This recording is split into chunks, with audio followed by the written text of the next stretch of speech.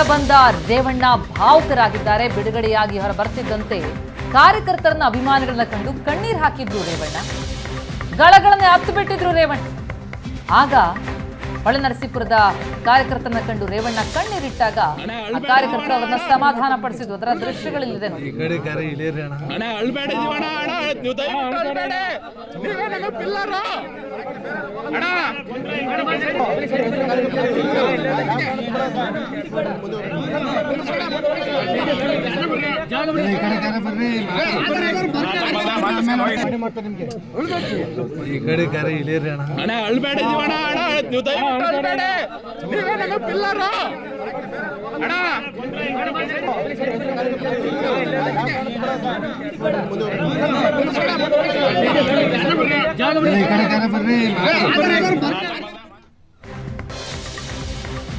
ಪರಪ್ಪನ ಅಗ್ರಹಾರ ಜೈಲಿನಲ್ಲಿ ಹೊರ ಬಂದ ಮೇಲೆ ಕಣ್ಣೀರ್ ಹಾಕಿದ್ರು ರೇವಣ್ಣ. ಜೈಲಿಗೆ ಹೋಗಿದ್ದಕ್ಕೆ ರೇವಣ್ಣ ಕಣ್ಣೀರ್ ಹಾಕಿದ್ರು. ಮಾಡದ ತಪ್ಪಿಗೆ ಶಿಕ್ಷೆ ಅನುಭವಿಸ್ತಾ ಇದ್ದೇನೆ ಅಂದಿದ್ರು ಅಂತ ಬೆಂಗಳೂರಿನಲ್ಲಿ ಜೆಡಿಎಸ್ ಶಾಸಕ ಜಿಟಿ ದೇವೇಗೌಡ ಹೇಳಿಕೆ ಕೊಟ್ಟಿದ್ದಾರೆ.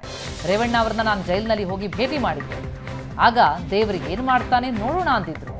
ರೇವಣ್ಣ ಮನೆಯಲ್ಲಿಲ್ಲ, ಈಗ ದೇವಸ್ಥಾನಕ್ಕೆ ತೆರಳಿದ್ದಾರೆ ಅಂತ ಜಿಟಿವಿ ಪ್ರತಿಕ್ರಿಯಿಸಿದ್ದಾರೆ. ಜೈಲಿಗೆ ಹೋಗಿದ್ದಕ್ಕೆ ರೇವಣ್ಣ ಕಣ್ಣೀರ್ ಹಾಕಿದ್ದನ್ನ ನೆನೆದು ಮಾತನಾಡಿದ್ದಾರೆ ಜಿಟಿ ದೇವೇಗೌಡ.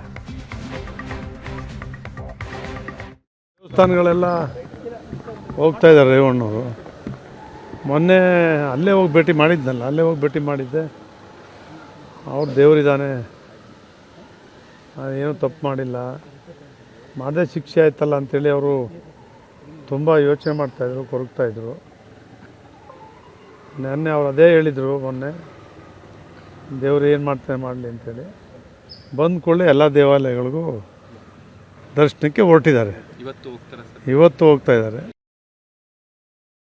ದೇವಸ್ಥಾನಗಳೆಲ್ಲ ಹೋಗ್ತಾ ಇದ್ದಾರೆ ರೇವಣ್ಣವರು.